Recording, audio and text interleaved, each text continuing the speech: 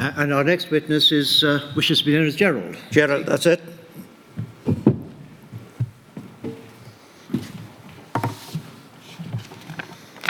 Please state your full name. Gerald Stone. Take the book in your raised hand and repeat after me. Sorry. Just hold your hand up. Oh, sorry. I swear by Almighty God I swear by Almighty God that the evidence I shall give that the evidence I shall give shall be the truth, shall be the truth, the whole truth, and nothing but the truth. Thank you.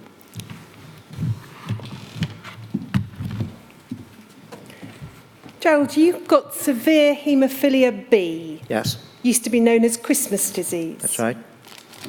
And as a boy, you were frequently in and out of hospital. Yes. What can you recall about the treatment you received as a child and young adult? Well, from almost birth, or 3-year-old is as far back as I can remember going into hospital. From 3-year-old right up until 1985, I was treated for various bleeding problems with whole blood, whole blood, plasma, fresh frozen plasma, reconstituted dried plasma, and more recently then the concentrated blood products. And this went on, and as far as it's not as far as I know, I do know that right up until October 85, they were all British products. And you described in your statement that you started receiving factor IX concentrates from about 1970. On a regular basis from about, I had one dose in 1962 in Oxford, but it was in its infancy then. But on a regular basis, it was from around about 70 onwards. And then from 76 onwards, I was on home treatment. And you were, from 1972 or thereabouts onwards, under the care of Professor Bloom at University Hospital Wales in Cardiff. Your treatment, as you described, was initially through hospitals, but then you went on to home treatment from January 1976. It's about January 76 I was on home treatment. What, if anything, can you recall being told at that time, in the 1970s, of any risks of infection? Not at that time. I was aware that one might get hepatitis B, but I wasn't unduly worried about it because I think sometime after there was a vaccination for that. But no, I wasn't particularly worried about any. I was just happy to have the treatment. And I was only, right up until 1983, I wasn't even aware that we were importing American products. I never had it. And all right, they had it in America, but I wasn't aware that we were even importing it, you know. Now, you kept a record of all your home treatments. And treatment I had in hospital, And most of the treatment in hospital. So you kept a record, you'd write down the dates and the batch numbers and the particular project that you were receiving. In fact, there is a record there. It's a sample of what I kept in 1976, which is handwritten on a form that was supplied by the hospital.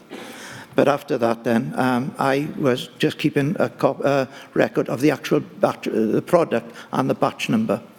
And we're going to have a look at a document you produced to the inquiry. It's 2554002, please, Paul. That's it. And we can see here it's summary of factor IX batch numbers infused between the 2nd of January 1976 and the 24th of December 1989 at UHW and or home treatment. And then we can see the first period, and we just need to look down. We can see all the products that you're receiving on that first page are 9D, which is the British product. Yes. If we go over the page, please, Paul, we can then see that continued up until October of 1985. Again, we can see it's all 9D. Yes. Now, we'll come back to what then happened in October of 1985 in a moment. After you went on to home treatment or as your treatment continued through the early 1980s, did Professor Bloom or anyone else bring to your attention any risks associated with the treatment? No. Now, you worked at the time in a local authority environmental health department. That's right. And in consequence of your employment, you received regular communications about communicable diseases. Yes. And it was in May 1983 you read a particular report that concerned you. Well, have a look at that. It's 2554004. That's it. So we can see it's Week headed, 18, 6th of May, 1983. and it's headed Communicable Disease Report, the date as you've said. And if we go just down to where it says Acquired Immune Deficiency Syndrome, Cardiff, please, Paul. It says this: acquired immune deficiency syndrome has been reported in a 20-year-old man with haemophilia in Cardiff, and then it refers to, for 3 months, the infection he'd had, the treatment he'd received, no underlying cause of immunosuppression.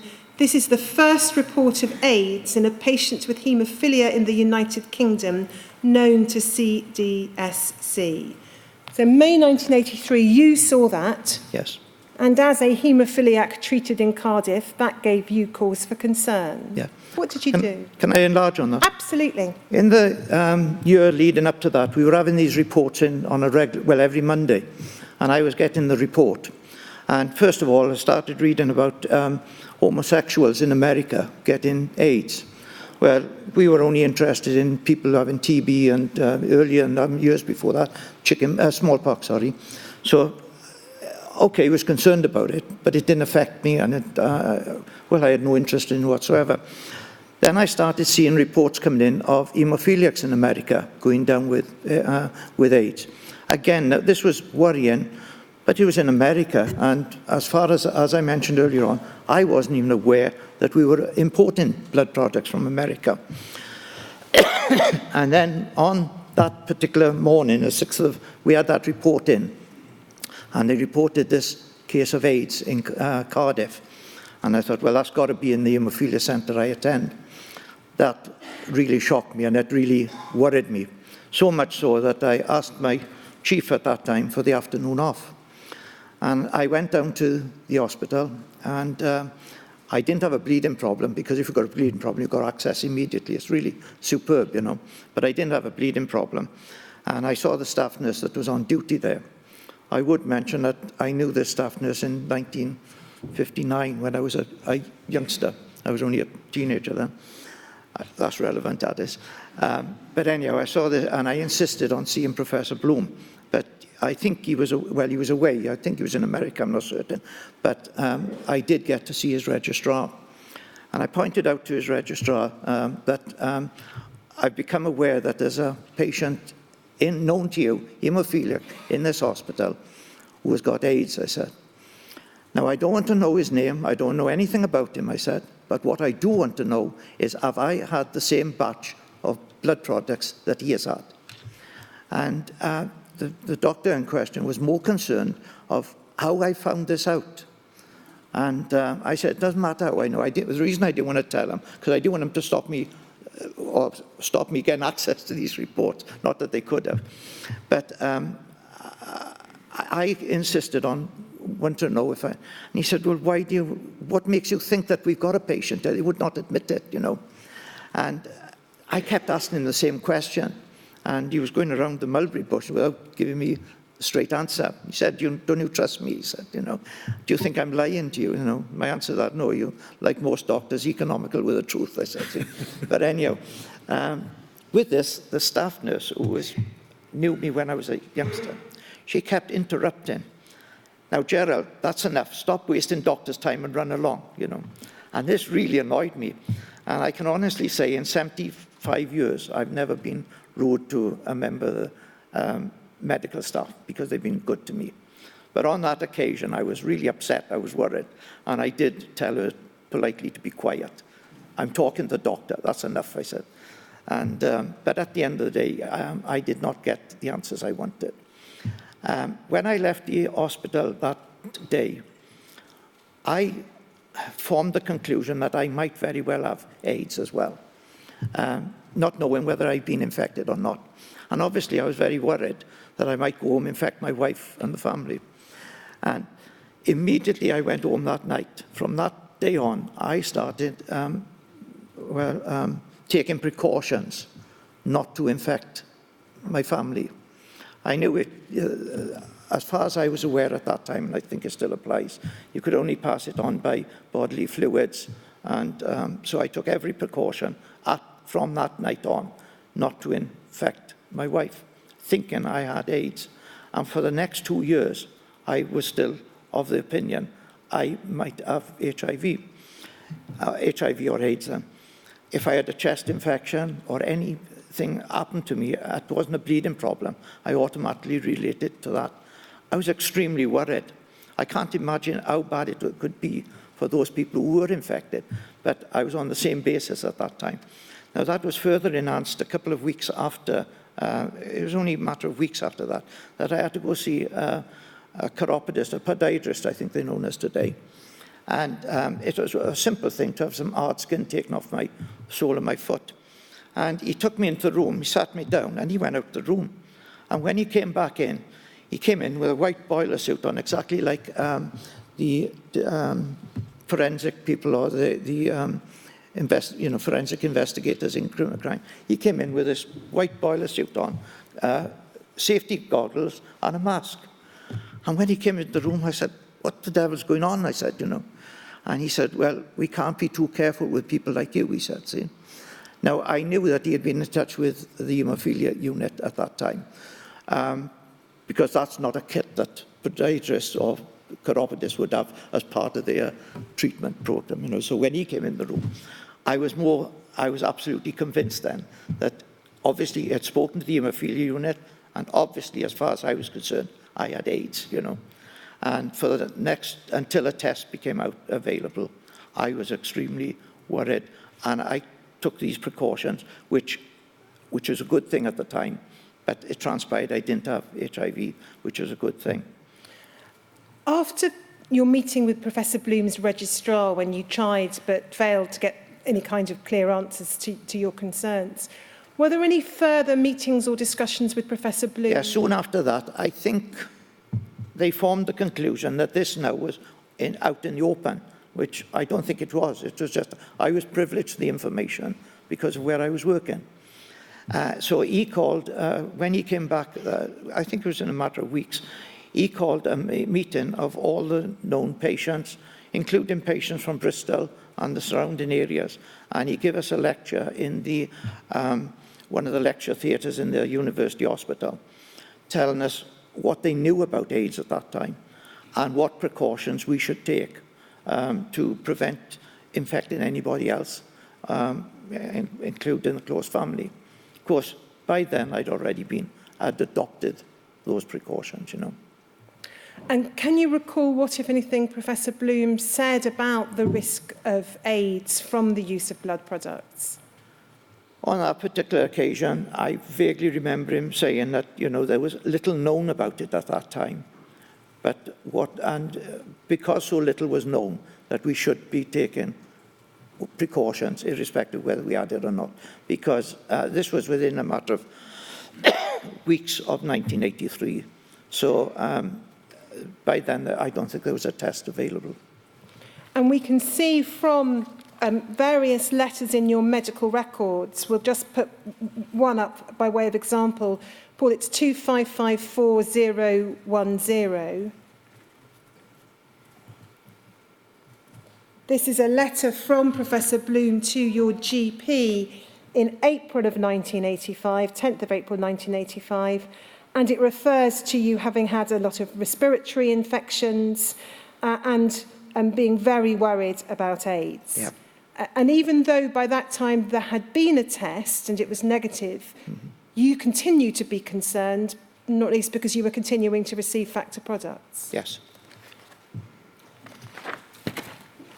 Now, when we looked at your records earlier of treatments you received, we took it up to October 1985, and you'd received, up until that point, 90 British Factor 9 products. Before we look at the records again, what can you tell us about what then happened? Well, it was about the 31st of, I commenced the treatment on, it was around about the 31st of October. I attended the clinic, And Professor Bloom mentioned at the time then, or he not mentioned, he stated that they were now reasonably satisfied that the products that they were having in from America was much safer than the British products. Now, I had been treated for 42 years with British products. I was happy with what I was getting, but he convinced me that the American products was now considered safer. Obviously, I took his advice, and he recommended that I should be put on Profil 9. I can't remember, he mentioned the name, but I go on to this American-based product because it was heat-treated and it was considered a lot safer. And on that particular day then, in the clinic, I was issued with a batch of that Profil 9 American product produced by Armour Products. I didn't know that at the time, but subsequently I came to find that out. But anyhow, he gave me a batch of those, which was enough to sustain me for about 2 months, depending on the amount of bleeding I had. And that went on from the 31st of October, 85, to the 29th of December, 85. And then when I went back, thinking now I'd be on this until such time a British product came out. But then when I went back on the 29th of December, I was put back on British products. And what did he say to you on this occasion? Huh? What did Professor Bloom say to you? Well, he told me then that the British products was now considered safer. That was heat treated. And I went back on the British products. And it just occurred to me at the time, it concerned me, it didn't want anything. I thought, well, if I've been on British products for 42 years and I had no incident from them, why the devil do I risk being put on an American product, which had always been suspect, and then suddenly being taken back off it? But anyhow, I was happy to go back onto British products, and I did not attach all that much importance to it at the time, but it did concern me. And we'll just look at a couple of the documents in relating to the products you received. Paul, can we have, first of all, 2554016? So this is an extract from the National Haemophilia Database, and we can see there, if we look at the product column towards Looking for the right. 1985, oops. Yep. So if we go from the bottom up, please. Yeah, 1985 there, Profil 9. We can see there it's from 1971 or 1970 onwards, apart from when you've had fresh frozen plasma, it's the BPL factor 9 apart from 1985 Profil 9. That one off in 1985, yes. Now, these records don't show the batch numbers, No. but if we go back to your own personal records, yes. Paul, that's 2554002, please. And the second page, halfway down the page, the bit that's fainter, please, Paul, if you could highlight that. We can see there, 30th of October 85 to the 29th of December 85, as you've described, Gerald. Why it's not so plain on yours, you probably gather. It's typed up in red. Yeah. But we can still read it, and we've got the lot number there, and then we've got American Armour Blood Products, question mark. But the particular significance is we've got B20080 as the batch number. The American Armour Blood Product, I added that in later because I didn't know, but I had the lot number and the fact it was American. And that batch number you recorded at the time when Yes. you were administering the treatment. Now, you very recently learnt that a fellow haemophilia B sufferer, Nigel Miller, and so we have his express consent to mention this, also received in 1985 a one-off batch of Profil 9 Yes. at a different haemophilia centre, the Leeds Haemophilia Centre. And you discovered in discussing it with him, I think over the course of the last few days, it was the very same Yeah, on batch Saturday, number. just gone. I met I've known Mr. Miller off and on in meetings, but, you know, we're not close friends. But I met him around about 3 weeks ago at a retirement do of one of the staff. And we were talking there. I knew he was haemophilia B. And I asked him then if he'd had any American products. And he said he'd had Profil 9. And we left it at that. And then on Saturday night, just gone, he had informed me, he sent me an email, he had only just had his records the day before from Leeds Haemophilia Centre, confirming that he'd had the profile 9 and the batch number. Because as I mentioned earlier on, the National Haemophilia Database don't give the batch numbers, generally anyhow, and they don't include it. So he'd only had it on Friday, I believe, and he sent me an email on Saturday night. As soon as I looked it up, I thought, heck, this is the same batch as I had.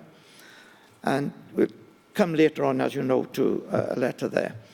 And it occurred to me, I thought, was this batch being distributed throughout the country to different haemophilia centres, and patients were, being tested on it. We'll come to that in a minute, which we'll explain. But when I heard that on Saturday night, I then emailed the legal team, Watkins and Gunn, who was representing us, on Monday morning. And since then, they've obviously been in touch with Mr. Miller. And you believe that your infection with hepatitis C, which you only discovered a number of years later, we'll come on to that in due course, was as a result of the treatment you received with the Profil 9? I know that batch was infected. I knew that from America, because I'd been in touch with lawyers in America previously. So I'm satisfied that batch was infected with hepatitis C. Now, you've made reference to a letter, and we're going to put that up on screen. It's 2554003, please, Paul. And we can see this is a letter that came into your hands a number of years after the events we're describing. It's dated the 11th of January 1982. It's addressed to all haemophilia centre directors, and it's a letter from Professor Bloom and Professor Ritzer. And we'll just look together, Gerald, at the first page, and I'll read it out because I appreciate it may not be easy for everyone to see. You're no doubt aware, sorry, dear colleague, it's addressed to all haemophilia centre directors. You are no doubt aware that at least 4 commercial companies are about to introduce preparations of factor 8 and possibly factor 9 that have been processed in an attempt to reduce the risk of transmitting hepatitis B and non-A, non-B. As far as we know, the products have been subjected to a heat treatment process such as pasteurisation after removal of the bulk of fibrinogen, but other methods such as treatment with B, propionlactone and UV light or differential adsorption elution may be used. Although initial production batches may have been tested for infectivity by injecting them into chimpanzees, it is unlikely that the manufacturers will be able to guarantee this form of quality control for all future batches.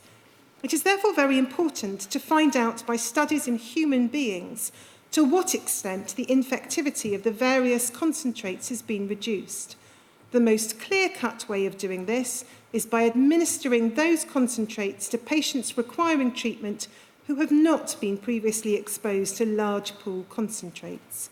Those patients are few in number, but a study along those lines is being carried out at Oxford to determine the infectivity of factor 8 concentrates produced by the Plasma Fractionation Laboratory, Oxford, and Blood Products Laboratory, Elstree. This study shows it's possible to demonstrate infectivity using quite small numbers of previously untreated patients. It is very important also to find out as soon as possible whether the manufacturing methods used to reduce the hepatitis risk has resulted in a product with undesirable characteristics such as high content of denatured protein, reduced factor 8 recovery in vivo, reduced factor 8 the half-life in vivo, increased incidence of factor 8 antibodies, or of immune complex disease. And then we'll just look at the last part of the letter, please. Next page, Paul.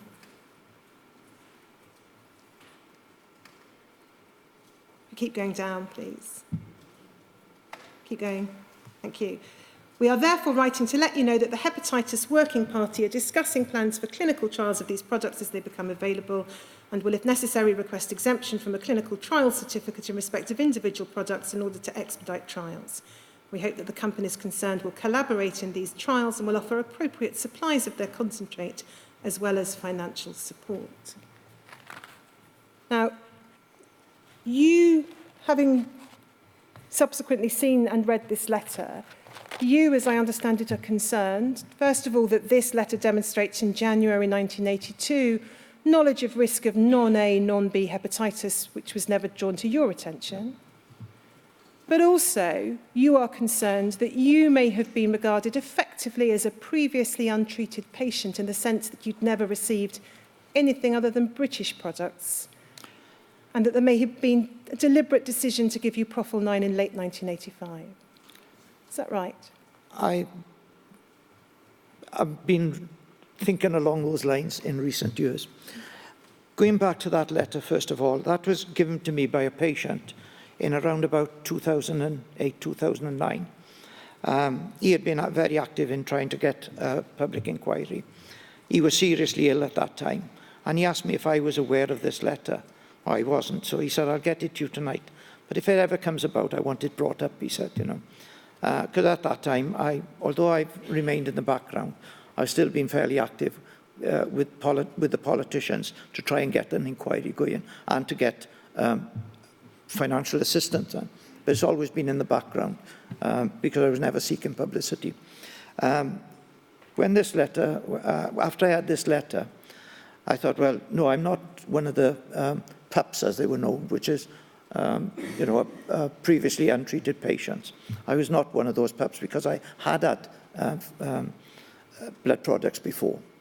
It's only as a result of a discussion in the last couple of weeks. I always suspected it, but on reflection, it's the first time I was given blood products from America.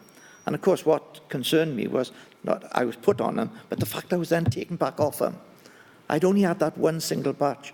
And then, of course, as recent as Saturday night now, when I had this email from Mr. Miller, that he had the same batch, and he had only been treated that way. And it occurred to me, there's other factor 9 patients. Similarly, possibly factor 8 patients had been tested on blood products from America then, you know, because there are those who had never had any blood products and certainly got infected. So the same applies to the factor 8 patients, but of course I won't know about those. Now, how and when did you find out that you had been infected with hepatitis C? I think the date I've given there is the 27th of July, 1993. And you recall that because you made a contemporaneous note of your own? Yes, there's a copy. In fact, whenever I came home from the clinic, if there was anything concerned me, I made a note of it. And actually, in fact, I got a copy by year. I used to write on the cover of a buff jocker file, and it's become dilapidated, but I got the cover year now, and the date is on there. I'm not looking at the moment, but I think it was the 27th of July, 1993. And who was it who told you that you had hepatitis C? That was a Dr. Dasani. He was, I believe, a specialist in haemophilia at the University Hospital. He'd been there for some years prior to that. But by then, Professor Bloom had, I believe he had died by then. And I had been called into the centre that day.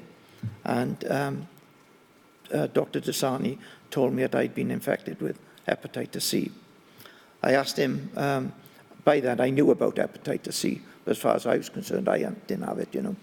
And I asked him at the time, how long have I got to live? Because I knew patients in the 1950s who were children in hospital with me in Cardiff Infirmary. And they were dying around us, you know. And I said, how long have I got to live? And he said, well, we can't say, because some people go on for a live long time. But they didn't know of anybody, obviously at that time, of anybody having hepatitis C living more than 5 years. So he said, you probably got 5 to 10 years. So obviously I'd come from the hospital that day. I was quite upset. And I think it's because of the responsible course I took in May 1983 and I kept, you know, taking precautions, that I never infected any of my family of hepatitis C. I didn't know I had it up until then, you know. You've since learnt from looking at your medical records that whilst you were told in late July 1993 of your diagnosis, you had in fact been tested since 1990. Yeah. And we'll have a look at the documents. Paul, can we have 2554006, please? So we can see the date is December 1990. We can see circled in red Hep C, and then to the side, antibody to hepatitis C virus detected. Were you aware in December 1990 that you were being tested for hepatitis C? No. And was the outcome of that test ever communicated to you at the time? No, not that particular test, no. If we then have up on screen, please, Paul, 2554011.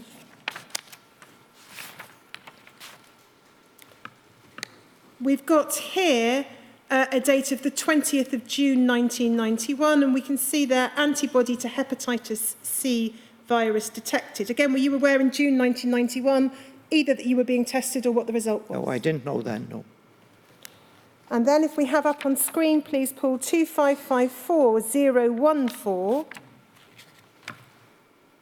We can see, Gerald, this is a letter dated the 9th of January 1992. It's from a doctor to your GP, and it refers in the second paragraph to this. He is hepatitis C antibody positive, and then it refers to your liver function tests being essentially normal apart from raised bilirubin. So your GP was informed in January 1992 that you were hepatitis C positive. Were you informed at that time? The first I heard of this letter was today. My GP obviously knew, but he never, not even he mentioned it. And then finally, 2554009, please, Paul. We can see here we've got a series of documents there from October and September 1992. We can see the handwriting on the side there, previously known Hep C positive, 9th of September 92. If we go to the next page, please, Paul. We've got the September 1992 antibody to hepatitis C virus detected. And there are various other documents from around that time. So 1990, 1991, 1992, your records showed both you being tested and positive test results, none of which was communicated to you at the time. What you've said in your statement, Gerald, is one of the things that particularly concerns you about that is that the failure to tell you could potentially, but for the precautionary measures you decided to take for other reasons, have put others at risk. Correct. Can I ask you to tell us how the hepatitis C affected you physically? Physically, I wasn't too bad. Mentally, it worried me. Well, it's exactly the same as between 83 and 85, where I worried about having AIDS, which I didn't have, fortunately. But I had the same effects then in 1993, because I was extremely worried then. Physically, it didn't have a lot of impact, and in fact, people always remarked how well I looked. But it did affect my moods, a lot of sleepless nights, worrying, and perspiration, working with perspiration, which is a symptom of hepatitis C. But in my particular thing, I think it was just, it wasn't the hepatitis C, it was just sheer fear. I'd wake up in the middle of the night, and of course, I was going to work the next day, and you had to carry on as normal. None of my, as I've Will mentioned earlier on, you know, I never revealed this to anybody. We'll come to that after that. Well, now might be a good time. Okay. You decided to live a life of secrecy. From the moment I was, that I was informed that I had hepatitis C, the only people who knew I had hepatitis C was my wife, the medical profession, and we were campaigning at the time for assistance for people with HIV. So my MPs and the Minister of Health and the people in, the Welsh Assembly came in after they were aware. But it was kept confidential. Nobody knew until this day. It's never been made public. So I didn't, it's distressing when you hear how people were ostracized in society. I was conscious I had two daughters in school at the time. They subsequently went on to university. So to protect them, that they would not be, you know, they could have been stopped, other children stopped playing with them because of me. So we adopted a policy that we would keep it strictly to ourselves. And so I obviously didn't incur the indignity of being ostracized by members of the public. And it only goes to show the ignorance that was about, because as recent as about 2 years ago, I had a gentleman sitting in the house there who I'd known for 40 years. He'd just come out of hospital, and he remarked he'd had 1 day in hospital in his life. And he said, you don't realize, I spent best part of, probably, if you add it all up, 6 years of my 75 years in hospital as an inpatient. He said, you don't realize, he said, how dangerous hospitals and surgeries or health centres are. He said, for all you know, you could be sitting next to somebody with hepatitis C or HIV. Both of us looked, my wife and I looked at each other and thought, are we being tested by you, you know? But he honestly didn't know, because I firmly believe to this day that that person would still never come to our house again. And this is why we adopted this attitude of not telling anybody. You didn't tell your work colleagues, you didn't tell your children or your wider family members. Nobody. You didn't tell friends, and this is publicly the occasion you've chosen to tell the world. Yeah. There was one occasion in '96, one of the ladies I worked with, she'd just come back from maternity leave, and she brought a baby into work to show everybody. She was a very proud mother, you know. And as she was leaving, she said to me, aren't you going to kiss the baby? You know. And I quickly said, no, I think I got a cold sore coming on my lip. I said, I don't think I better. But the actual fact was, I didn't want to any contact with her in case I would have infected the baby. You've described in your statement that you and your wife effectively lived a life of secrecy. Yeah. You became paranoid when there were discussions about AIDS or hepatitis or other Just change the diseases. What was that like? It was worrying, and it was very stressful. But I always tried to put on a front, both in work, out socially, and I was always told how well I looked, even now. But deep down, it was very worrying, and I lost a lot of sleep about it. You took early retirement in 2000 because you thought you wouldn't have long left. Well, when Dr. Desania told me in 1993, I probably had, I couldn't tell, but probably 5 to 10 years, because I don't think anybody had it for 5 years at that time, or it had not been identified for 5 years. So in 2000, I was in work on one particular day, and a colleague there who was senior to me had just been created redundant. And it's just coincidence, and on that day, my daughter had qualified in university. We'd already paid off our mortgage, and I figured out, well, I probably got 2 years at the most to live. So I went to that colleague and I said, look, make it known that somebody in work here is prepared to consider redundancy instead of you. And even from that day up until now, everybody thought that I had, apart from a few of the people I worked, 2 or 3 of the senior people there, thought that I had been created redundant, but I'd actually swapped places with him because I figured I only had about 2 years left to live. So the reason that I retired then, everybody, even up until now, thought I had retired, that I'd been made redundant. But in actual fact, I had chosen to finish because I figured out I only had, I was beyond my sell-by date, for want of a better term, and I retired then. Obviously, it affected, I had 38 years service, so I was, pension-wise, I was pretty well. But if I'd gone on working, obviously, with the annual increases, I would have increased my pension and everything. So it would have been better if I had continued working. But I had to weigh it up. Do I get 2 years of enjoyable life? As it happens, I'm still here, which is fantastic, I got to say, I've been extremely lucky. In 2001, you were told something about the risk of vCJD. What can you recall about that? Well, on that occasion, we were attending a clinic. There was another patient there at the time, not obviously in the room at the same time, but we'd known each other for many years. And Professor Collins had called in, and he had told me then that I had been, that I'd received blood products that had been processed from somebody who had subsequently died of variant CJD. And in fact, although I never knew what batch that was affected, but looking at the information out from the National Haemophilia Database in Manchester, which I only received last week, I noticed that I'd had that from Replinine, in which the donor had donated the blood in 1996. By this time, the Haemophilia Centre had become more open. So, you know, I'm confident I was told. Immediately it was known, I was told. But of course, although, as far as I know, nobody with haemophilia who's had blood products has gone on to develop variant CJD.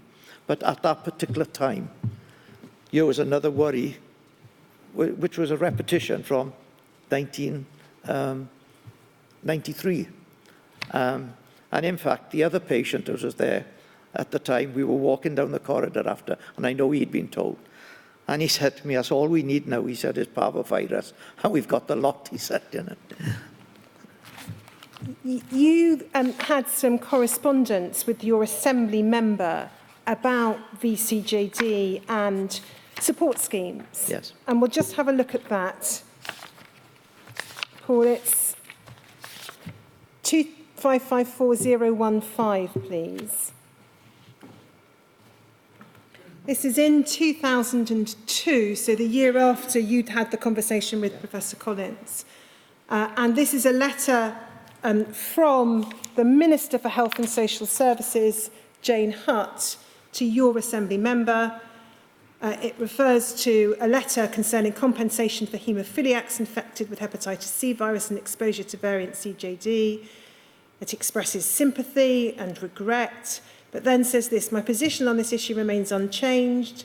I've met with representatives of the Haemophilia Society, listened to the arguments for a special payment scheme and a public inquiry. After long and careful consideration, the government came to the conclusion that a special payment scheme should not be established and a public inquiry would not provide a satisfactory answer. Both UK government ministers and myself, when first appointed as Health Minister, reviewed this decision and have reached the same conclusion. It was a very difficult decision to make and not one that anybody has taken lightly. All those involved with this issue and have met with individuals directly affected by this found this the most difficult position to arrive at. And then it refers in the next paragraph to Assembly government policy that compensation or other financial help to patients is only paid when the NHS or individuals working in it are at fault.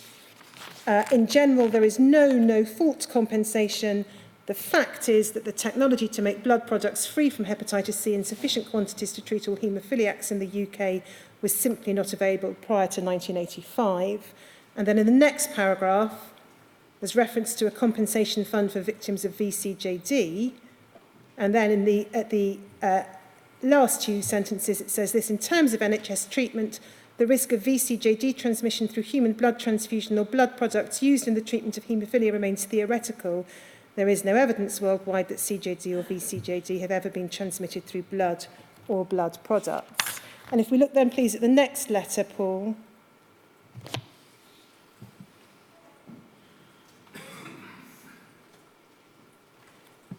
We can see your Assembly member writing back to you, giving you that response, and saying to you that she was more than happy to support compensation claims for haemophiliacs who've been exposed to variant CJD. She refers to the statement that there's no evidence worldwide that CJD or vCJD has ever been transmitted through blood or blood products, and then says this: clearly from our discussion, this is not the case, and then there's a discussion about continuing to pursue the matter. And that's part and parcel of what you've described as some of the campaigning you've done behind the scenes. Yes. At that, I had hepatitis C stage 1, and it was a genotype 1 it was, but at stage 1. Up until that time, there was no money of any sort paid to stage 1 infected persons, you know. And we were campaigning at that time. And as I said earlier on, although I stayed in the background, I was making strong representations, not only to the Welsh Assembly, but also to the members of the Minister of Health at central government. And a lot of the support we had at the time, I got correspondence there from Lord Morrison of Manchester who was very supportive. But the end product was they didn't want to know. Now, in 2007, you embarked upon the first of 2 courses of treatment for hepatitis C.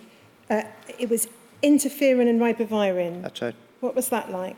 I didn't like it.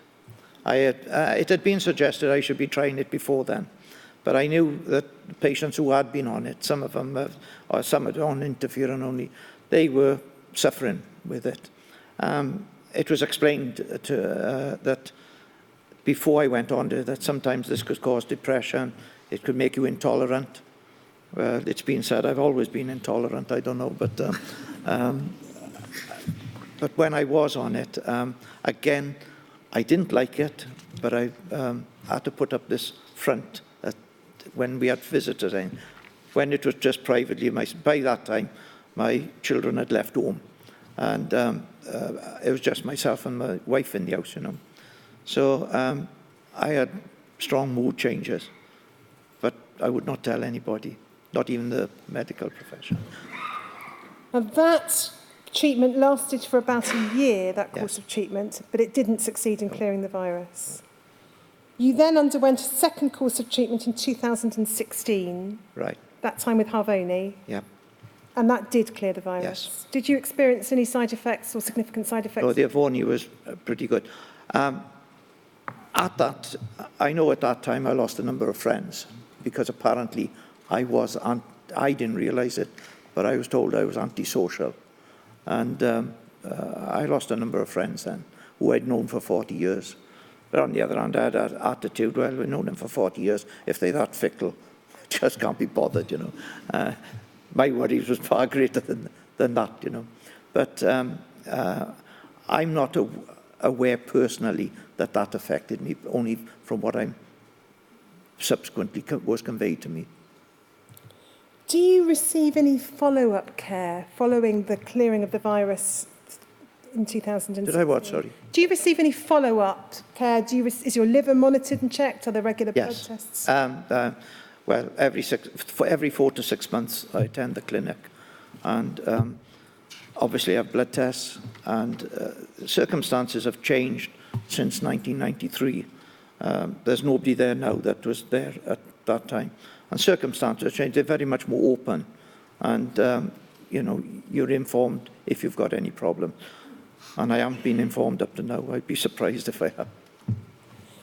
Gerald, those are the questions I have for you. Is there anything you would like to add?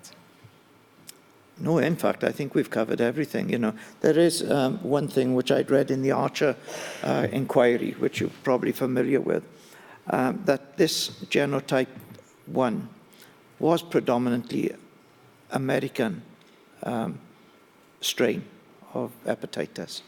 And I think that may very well substantiate what I've already learned from the lawyers in America, that particular batch was suspect, you know. Not long, well, just after I'd retired. Now, I know this may be considered irrelevant, but from 1991 on, I had stomach ulcers. I subsequently had coronary artery disease. Now, obviously, hepatitis C didn't cause that, but I don't think it helped in any way because it was stressful all along, you know. And this coronary artery disease in the last 2 months it's suspect of a problem I got it has come back to haunt me. But I don't. Obviously, the hepatitis C didn't cause that, but I think the stress at that time didn't help. Then, put it that way. I'm just going to ask Mr. Williams, who represents you, if there's anything further. No, there are no further questions from Mr. Williams. Okay. Thank you, Gerald. I have no questions, but in thanking you for giving your evidence, can I salute you for your willingness to come out, as it were, having lived in secrecy from so many people for so long, here today in the evidence you have given. You've said that you put a face on it. Well, if so, let me say I'm in awe of how you managed to do it. For 34 years. Well, it's a very brave face, and you carry it off so well. Thank you very much.